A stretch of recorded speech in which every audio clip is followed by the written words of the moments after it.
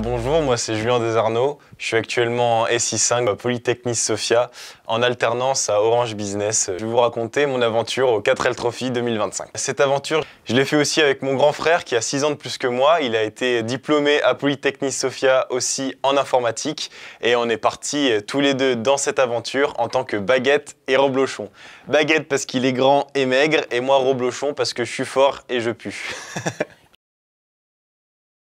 Parce qu'en fait, c'est le plus grand raid européen des étudiants.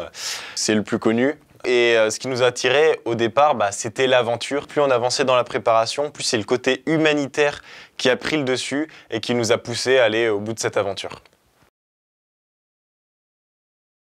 Le 4L Trophy, c'est un raid humanitaire en 4L. Donc la vieille Renault 4L, une voiture de légende. Mais ce raid a un but aussi humanitaire où on part de Biarritz en France jusqu'à Marrakech au Maroc pour apporter des fournitures scolaires aux enfants du désert et de la nourriture à la Croix-Rouge. Le but était par équipe de récupérer au moins 50 kilos et nous, Baguette et Roblochon, nous avons récolté plus de 250 kilos de fournitures scolaires grâce à tous nos amis, familles et sponsors. Donc forcément, on n'a pas pu tout mettre dans la petite 4L, on a apporté plus de 55 kilos en physique. On a été l'équipe qui a apporté le plus de fournitures scolaires des 1600 équipes participantes. Et du coup, les 200 kilos restants, on va les distribuer à d'autres associations en France, notamment à Marseille, parce que voilà, il n'y a pas qu'à l'étranger qui a besoin d'aide. Quand on pense 4L Trophy, on pense l'aventure, on pense partir à l'étranger, être dans le sable, avoir des galères. Mais le plus gros de cette aventure, c'est vraiment la préparation.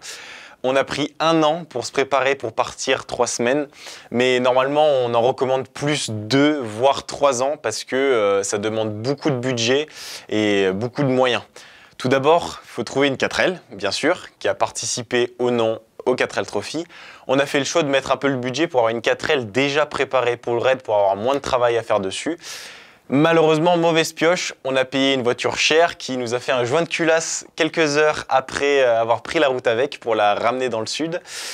Donc je conseille au moins 2 ans de préparation, surtout que ça c'est juste la préparation de la 4L.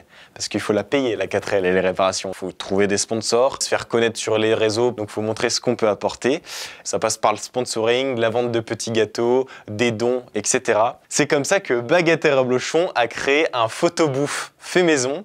Donc ça a été vraiment le projet dans le projet, ce qui nous a permis du coup de louer notre photobouffe à d'autres entreprises, les rencontrer, par l'occasion du coup renflouer notre bourse et entamer des conversations qui nous a dégoté quelques sponsors. Et d'ailleurs c'est ce photobouffe qui l'année dernière et cette année va être présent au Gala de Polytech pour prendre des belles photos de la remise des diplômes de nos chers diplômés. Des imprévus, on en a eu tout le temps parce que bien sûr, nous on n'habite pas à Biarritz, donc il fallait se rendre à Biarritz. Et dès le premier jour, pour se rendre à Biarritz, on est passé par Castres pour essayer de visiter en même temps le beau pays par la même occasion. Sauf que dans les montagnes, on s'est aperçu qu'on n'avait plus de frein. Et quand il reste plus de 6000 km à parcourir et qu'on peut utiliser que le frein à main et qu'on est dans les montagnes à 18 h et qu'il n'y a aucun mécano sur Castres qui sait faire des rigides de frein de 4L parce que ça a changé la technologie et aujourd'hui plus personne ne sait travailler sur des 4L à part des passionnés. On a dû appeler, etc. Et on a Diego de Rétro Auto qui est resté 4 heures après la fermeture de son garage pour nous réparer notre rigide de frein qui fuyait. Et d'ailleurs on est passé au journal de la région quand ils nous ont entendu parler de cette aventure et de cette relation avec Diego qui sort tout simplement de nulle part. Pendant le raid, on fait beaucoup de pistes à un moment donné. Notre 4L roule avec un pot d'échappement qui tient avec du fil de fer.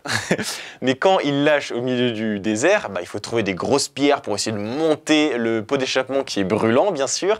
On déploie les bâches, on fait des on fait des nœuds, on fait ce qu'on peut pour que ça tienne. On arrête d'autres trophies sur le côté.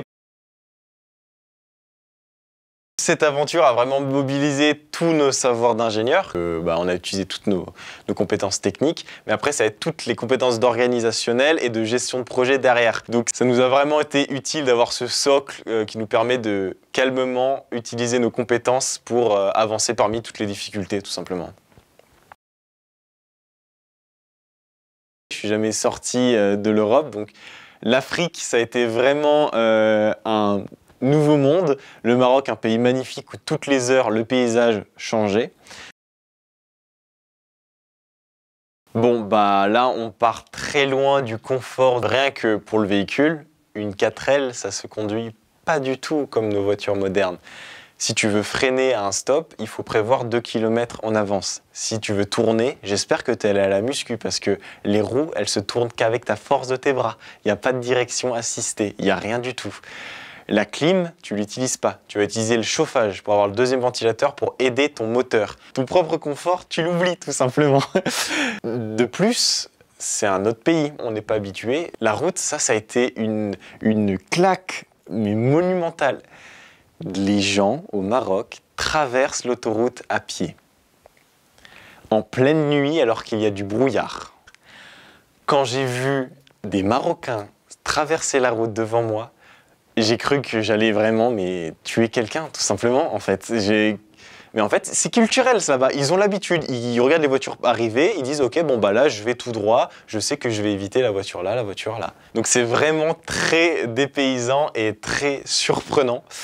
Et bah voilà, quand on roule en plus dans le désert, il va falloir pas essayer de se tanker. Une fois que ta voiture est posée sur le sable, et que du coup tu as les roues complètement dans le sable, tu vas passer des heures à pelleter, à sortir, à pousser ta 4L. C'est pour ça que heureusement, encore une fois, on est une grande famille et du coup on poussait les 4L de tout le monde. C'était vraiment magnifique.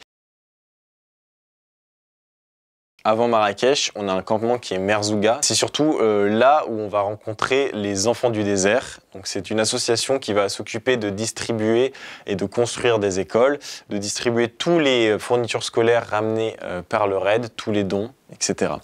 On a pu vraiment rencontrer les bénéficiaires de toute cette action, de tous ces dons, les enfants du désert eux-mêmes.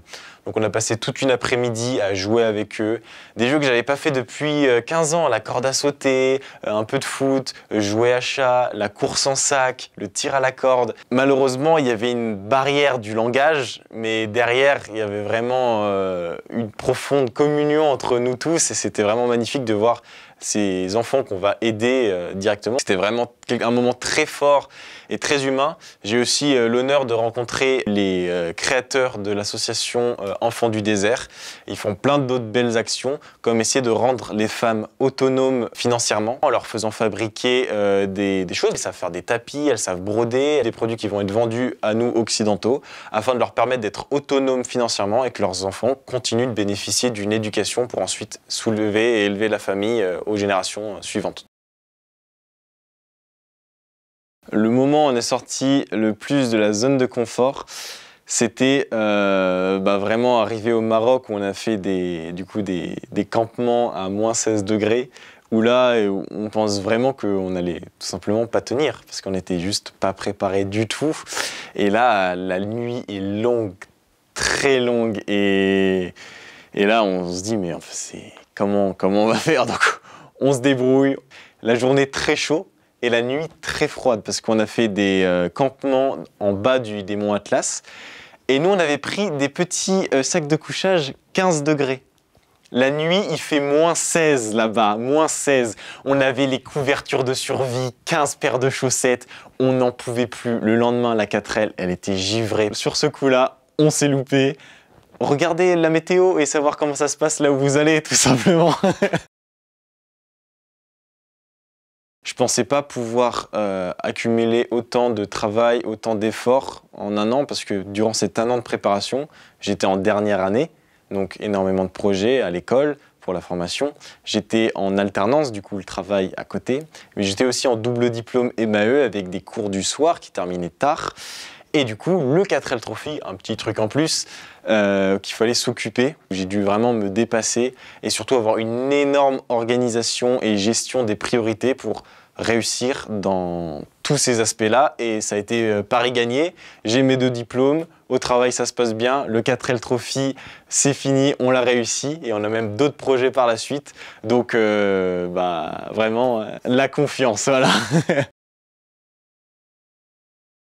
La vraie aventure, c'est toute la préparation en amont. Donc c'est vraiment pas prendre ça à la légère et juste avancer, en faire un petit peu tous les jours. Parce que comme ça a l'air d'être une énorme montagne, mais en morcelant et en avançant chaque jour, bah finalement, on en achève des montagnes. Baguette Hérault-Blochon, ce n'est plus une simple équipe du 4L Trophy, mais vraiment une association à but humanitaire. L'année prochaine, on va participer au 4L Alpes 2026. On va faire toutes les Alpes de Bourg-Saint-Maurice jusqu'à Menton en 4L, et cette fois en aide aux femmes victimes de violences, où on veut vraiment être ambassadeur de ça. Solidaire. Aventure. Pour moi, Polytechnis, c'est vraiment une aventure.